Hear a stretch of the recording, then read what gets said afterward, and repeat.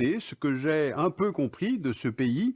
Il ne s'agit pas ici de tenter d'être exhaustif, ni de parler à nouveau du passé colonial de la France ou du riche passé algérien en général. Non, il s'agit de parler du présent et de se poser quelques questions sur l'avenir de l'Algérie. L'Algérie est en Afrique du Nord.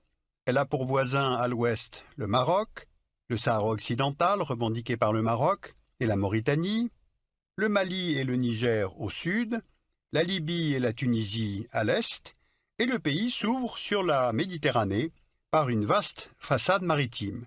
C'est dire son importance stratégique. C'est le plus grand État du continent africain, avec 2 380 000 km², et le pays est divisé dans le sens nord-sud en 3 zones climatiques qui dictent la répartition des populations. Si on regarde de plus près, on a au nord un climat de type méditerranéen. Le long de la côte, les zones les mieux arrosées permettent l'agriculture sur une bande d'à peu près 100 km de large. C'est là que se trouvent les principales villes du pays, Alger, la capitale, Oran, Constantine, Annaba. Puis viennent les zones de montagne avec l'Atlas stélien, les Aurès, l'Atlas saharien. Le climat y est semi-aride ou sahélien.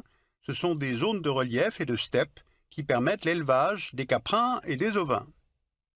Puis au sud, on trouve le climat du désert, c'est le Sahara.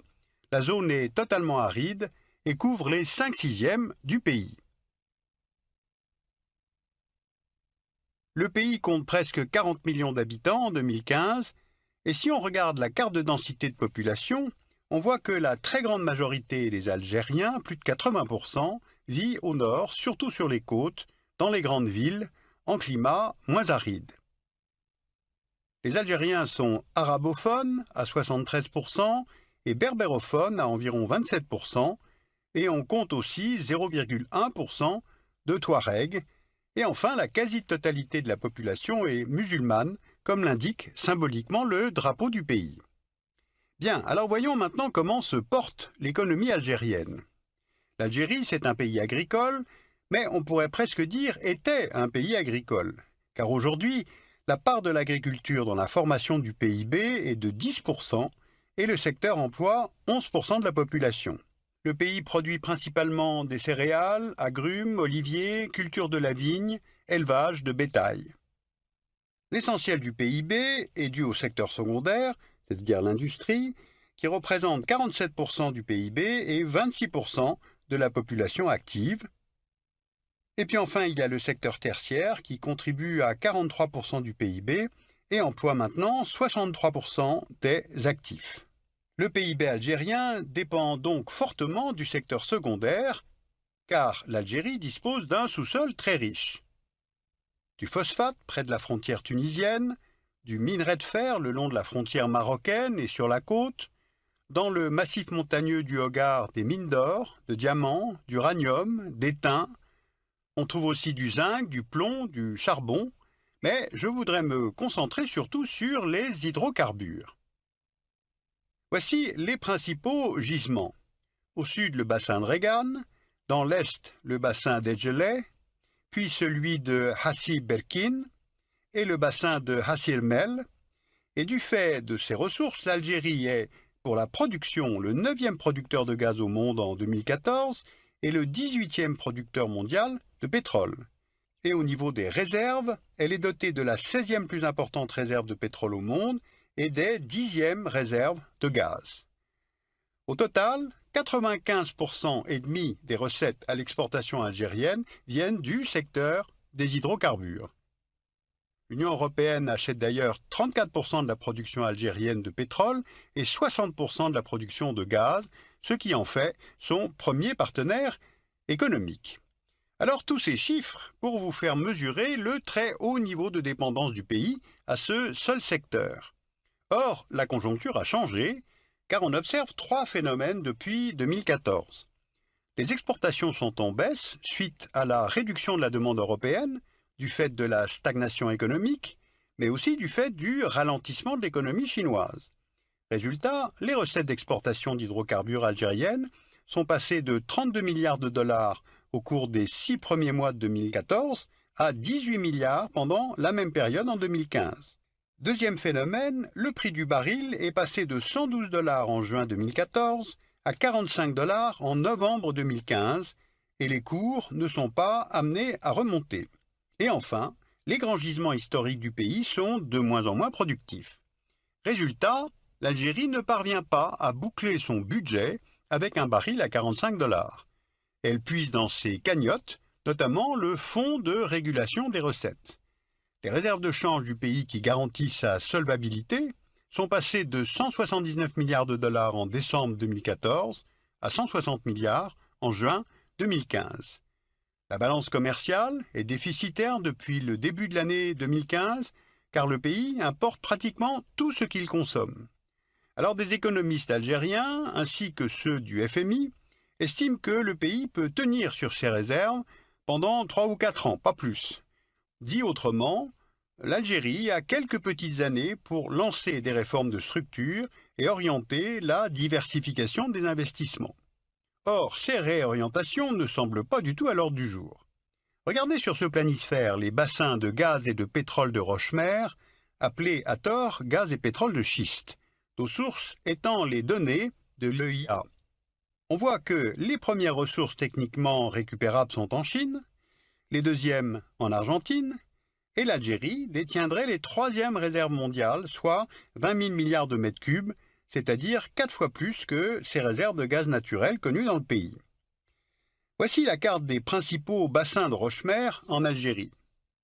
Eh bien, face à une telle disponibilité de ressources, le Parlement a adopté une nouvelle loi sur les hydrocarbures et le gouvernement a lancé un programme de forage dans le Sahara. Les gaz de schiste sont donc retenus comme une option qui viendrait à terme augmenter la production d'hydrocarbures et donc les recettes du pays. Sauf que cette décision a déclenché dès la fin de 2014 des manifestations d'hostilité à l'extraction du gaz de schiste. Elles se sont multipliées, notamment dans la ville d'Insalah, que l'on voit ici sur la carte. La décision de forer a été prise sans concertation avec les populations vivant sur ou à proximité des gisements. Or, il convient ici de faire maintenant plusieurs rapprochements. L'Algérie est un pays en pénurie hydrique, c'est-à-dire que l'eau disponible dans ce pays est peu abondante. On peut le voir sur cette carte du World Resources Institute qui montre les risques sur la disponibilité de l'eau, d'un risque faible à un risque extrême. Or, une grande partie du territoire algérien est en risque extrême. Selon l'ONU, le seuil de pénurie est de 1000 m3 par habitant par an en moyenne. Or, la moyenne pour l'Algérie est de 600 m3 par an par personne. Maintenant, regardez ce schéma. La principale technologie utilisée à ce jour pour accéder aux roches-mères est la fragmentation hydraulique, qui requiert une énorme quantité d'eau à injecter sous pression avec des adjuvants afin de faire éclater la roche. Et cela entraîne des risques de pollution des nappes phréatiques du fait de ces adjuvants indispensables à la fragmentation. Mais en 2015, face à ces questions techniques et face à ces contestations, les autorités réaffirment avant tout les intérêts de l'État. Or, faut-il vraiment laisser se développer un tel projet sans écouter les mouvements de contestation?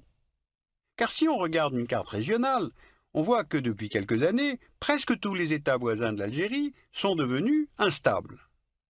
Le Mali avec en 2012 cette tentative de former un deuxième État au sein du pays, nommé Azawad, par des mouvements touaregs et récupéré l'année suivante par des mouvements islamistes. La Libye, depuis 2011, et la chute du régime Kadhafi, où l'absence d'un projet politique a mené le pays vers la guerre civile. Aujourd'hui, deux gouvernements s'y affrontent, les milices islamiques de Tripoli et le gouvernement de Tobrouk, soutenu par la communauté internationale. La Tunisie, avec la chute du dictateur Ben Ali en 2011, le pays connaît ces derniers temps une détérioration de la sécurité et une multiplication des attentats. Et puis enfin, n'oublions pas que l'État islamique a annoncé qu'il allait désormais s'en prendre à l'Algérie. Alors il est difficile de mesurer si les revendications islamistes perdurent en Algérie, 15 ans après la fin de la décennie noire, mais les frontières du pays sont immenses, dans le désert, donc ouvertes, et ce, dans une région en conflit et où circulent les armes. La prise d'otage en janvier 2013 dans le complexe pétrolier de In Amenas rappelle la porosité du Grand Sud algérien, Cette prise d'otage, revendiquée par le terroriste Mokhtar Belmokhtar, a entraîné la mort de 38 civils, algériens et étrangers, travaillant dans le complexe pétrolier, et la mort aussi des 29 terroristes. Alors on mesure bien par ces cas de figure toutes les fragilités, donc il y a des choix à faire. Dans un environnement géopolitiquement instable, l'Algérie peut-elle maintenir encore sa doctrine de non-intervention sur les théâtres extérieurs? Deuxièmement, est-ce bien le moment de s'engager dans l'exploitation des gaz de schiste, alors que le monde entier s'oriente progressivement vers des énergies post-carbone? Enfin, l'Algérie est un pays magnifique, un pays riche, mais son économie n'est pas saine. Forte dépendance aux hydrocarbures, on l'a vu, dépendance aux importations alimentaires, chômage massif chez les jeunes, une grosse partie de l'économie est informelle, donc on peut se demander pour qui l'Algérie est riche et pleine d'avenir.